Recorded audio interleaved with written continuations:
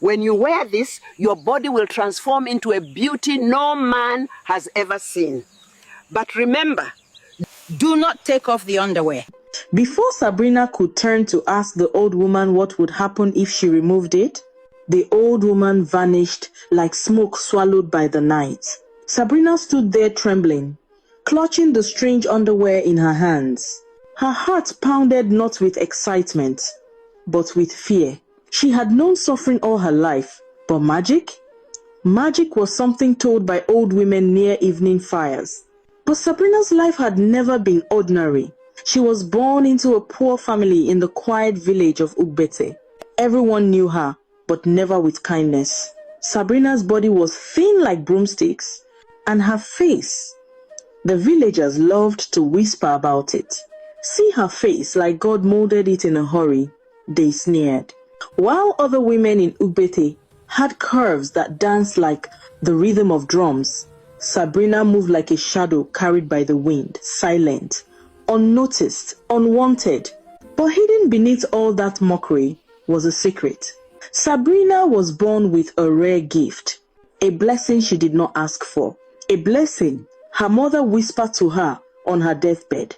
Any man who married Sabrina would rise from nothing to great wealth and prosperity. But Sabrina never announced it. She wasn't looking for riches. She was looking for love, true love. A man who would not fear her face or her thin frame. A man who would choose her for her heart. But years passed. No man approached her. Even bachelors desperate for marriage avoided her like a curse. Some men even said openly, if Sabrina is the last woman on earth, I will remain single forever. They did not know that to marry Sabrina was to marry wealth itself. Sabrina accepted her fate quietly. She planted yams behind her hut. She fetched water from the river alone. She danced in her room to songs only her heart could hear. But she refused to lose hope. It was during the Yam Festival, colors everywhere, drums shaking the air, laughter filling the sky. Sabrina stood far from everyone, like she always did. It wasn't her choice. No one wanted to stand near her. While the women danced in circles, while the men boasted and laughed, Sabrina stood alone beside a dying bonfire, watching shadows move. Then, something happened. A young man began walking toward her. His name was Okezie, a handsome, gentle palm wine tapper, known for his calm spirit and quiet strength. When the villagers saw him walking to Sabrina, they held their breath. Some nudged each other, some laughed, some whispered wicked things. But Okezie ignored all of them. "Good evening," he said softly. Sabrina looked behind her to be sure he wasn't greeting someone else. "Me?" she asked. "Yes, you." Those two words entered her heart like warm sunlight. They talked and talked and talked. Okezie did not look away from her. He did not laugh at her.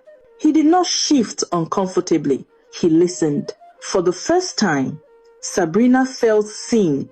At the end of the festival, he walked her home, through the quiet path that led to the outskirts of the village where she lived. He insisted. "I want to make sure you get home safely," he said. And from that night, everything changed.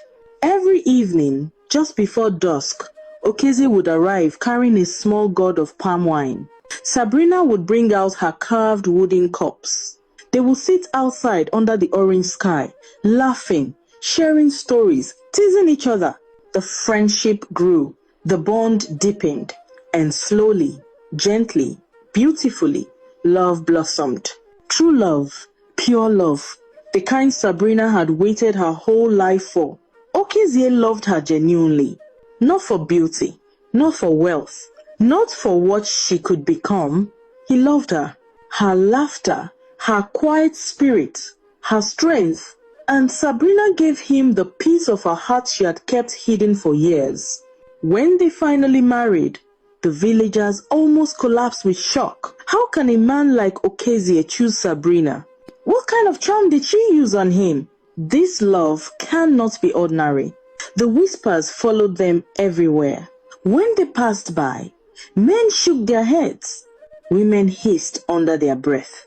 Young girls mocked Sabrina openly, but Okezie held her hand tighter each time. And Sabrina, she smiled, because for once in her life, she had something no one could take from her: happiness. 2 months into the marriage, things began to change. Okezie's palm wine business suddenly exploded. Farmers from other villages came searching for him. People started buying in bulk. He became so wealthy that the villagers began to panic with jealousy. How can a common palm wine tapper become this rich? What is happening? Before long, they discovered Sabrina's secret. Now the same men who mocked her wanted her.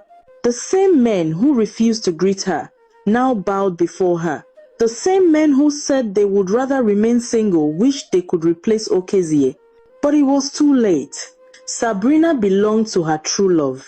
Then came the rainy night. The thunder cracked violently. The wind howled. Like angry spirits, Sabrina woke to find the door wide open. Okezie was gone. No footsteps, no struggle, no scream, no goodbye, just emptiness.